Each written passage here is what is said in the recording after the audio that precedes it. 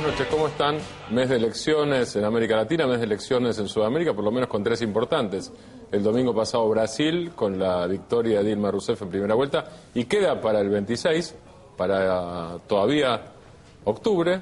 El mismo 26 habrá elecciones en Uruguay, seguramente primera vuelta, todos los indicios dicen eso, pero nunca se sabe. Tal vez haya primera vuelta solamente, difícil, digo, lo más probable es que sea sola primera vuelta, eso quería decir. Y hoy está ganando Evo Morales en Bolivia. ¿Cómo se ve esta ola desde la Argentina? ¿Y la Argentina forma parte de esa ola? ¿Y cómo se podría definir esa ola? Para hablar de eso y bastante de política nacional, está con nosotros Juan Carlos Junio, que es diputado nacional por Nuevo Encuentro y director del Centro de la Cooperación. Juan Carlos, gracias por estar acá. Gracias a vos por invitarme. ¿Vos tenés alguna definición? En una época Marco Aurelio García hablaba de que eran gobiernos post-neoliberales. Se habla de gobiernos progresistas. Mirá que va a tiempo.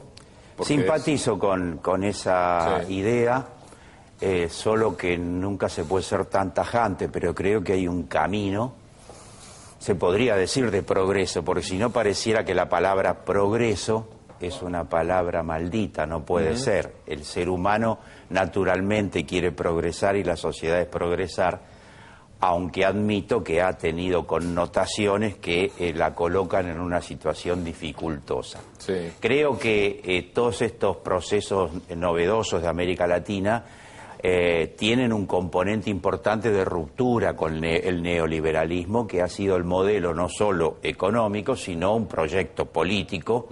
O sea que no solo no respondió al consenso de Washington, aquel paradigma de Friedrich Hayek, de Milton Friedman, en fin, el mercado como Dios absoluto, sino que tiene todavía, me traicionó, digamos, mi deseo que desaparezca totalmente, mi optimismo histórico, tenía connotaciones culturales fundamentales. Por lo tanto, creo que se puede hablar de una búsqueda post-neoliberal porque hay una voluntad política de ruptura con el neoliberalismo.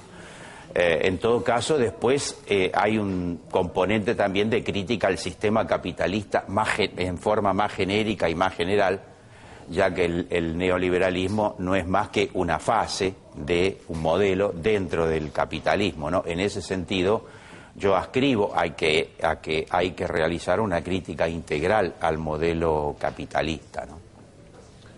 ¿Y la Argentina cómo se engancha en ese proceso? ¿Cómo está enganchada hoy? Y te hago, si querés, una pregunta previa, y dejamos esta para un poquito más adelante. Ese cambio que algunos sitúan con la asunción de Chávez en Venezuela en el 99, que había triunfado en elecciones en el 98, y otros el 1 de enero del 2003 con Lula. 2003 también es el año de la asunción de Néstor Kirchner, 25 de mayo. No importa. Ponele la fecha que le pongas. Yo digo Brasil, aunque con antecedente en Venezuela y muy poco después la Argentina, porque es el país más grande de Sudamérica. Pero estamos hablando más o menos de la misma época y ya estamos hablando de 11 años o 15 años en el caso venezolano. Digamos que son procesos que han hecho un camino largo. Esto está terminándose, está cambiando, está afrontando nuevos desafíos. ¿Cómo lo ves eso?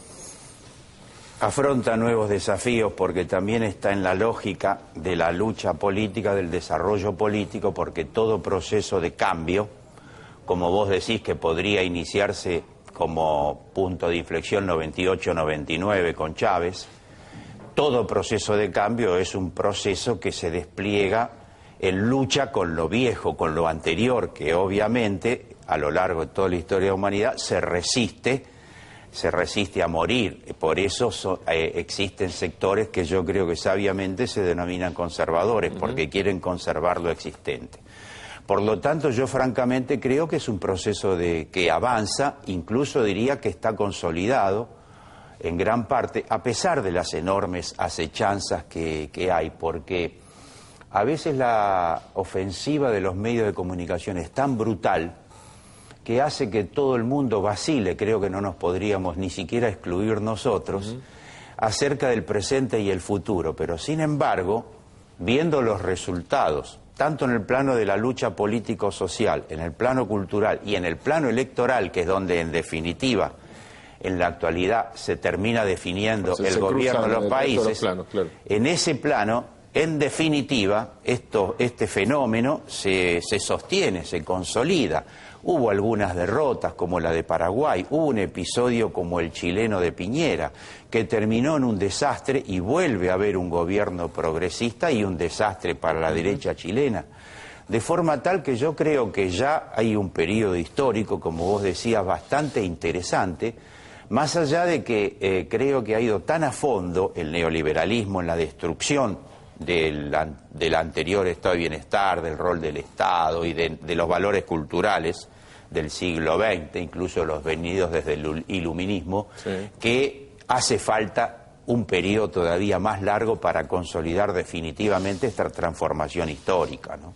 Pero vos estás diciendo que el proceso de destrucción fue profundo. Alguna vez, en conversación con amigos, yo dije que Menem había sido serio y sistemático y me miraron en tono crítico, me dijeron, ¿vos sos menemista? Y yo no, estoy describiendo. Menem no fue un chanta. No, fue sistemático. Tenía rasgos, yo diría, secundarios de su personalidad, todo ese rasgo fantoche que tenía, payasesco, en fin, pero no era más que una cuestión absolutamente accesoria.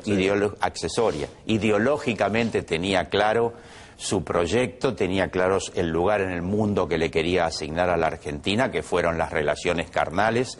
Incluso esa expresión casi yo diría pornográfica en términos políticos de las relaciones carnales tenía un sentido de destrucción de los viejos valores de soberanía, en fin, de autonomía de las naciones. Había que ir a una relación con la gran potencia del mundo de ese tipo. Así que Menem no fue, coincido básicamente con vos, y lo otro no nos debiera confundir. ¿En qué punto está la Argentina? Riesgo económico de acá a fines del gobierno de Cristina, por ejemplo. Hubo en los últimos tiempos discusión, vos sos diputado, hubo discusión de leyes donde el debate de fondo fue un debate económico y político fuerte. Pero al margen de las leyes, ¿cuál es tu diagnóstico? Yo creo que la Argentina, en términos macroeconómicos, tiene una situación también bastante consolidada. ¿Consolidada? Sí. El proceso que no excluye grandes problemas y grandes acechanzas, porque algo que se dice poco, más que nada la oposición, se subestima en forma intencional que hay una crisis internacional que tiene epicentro esta vez en el centro del sistema capitalista, Estados Unidos y Europa, y eso inevitablemente tiene un reflejo muy grande en todos los países del mundo, en América Latina y muy particularmente en Brasil, que es, digamos, nuestro principal socio comercial. Sí. Por lo tanto, desde allí tenemos una dificultad importante. Pero ¿por qué digo consolidado? El proceso de desendeudamiento de la Argentina ha sido un proceso muy virtuoso. Para decirlo en términos muy vulgares, no es lo mismo si vos ganás 20.000 pesos y tenés que pagar una cuota todos los meses de 18 o de 21, que si en vez de ganar 20 ganás 40 y la cuota es de 8. ¿No es cierto? De alguna manera, ese es un proceso muy grande. Se reactivó el mercado interno, hubo un eje central en la Argentina que fue el trabajo, los famosos 5 o 6 millones de puestos de trabajo, el rol del Estado. Ahora, para que no parezca que hay un tema idílico, efectivamente tenemos problemas en el sector industrial, muy particularmente en el sector automotriz, lo cual impacta negativamente en la economía. Creo que hay una lucha fuerte del gobierno nacional por enfrentar esa dificultad, el acuerdo con Brasil, incluso el acuerdo con las terminales argentinas, y va a terminar habiendo un nivel de producción automotriz importante.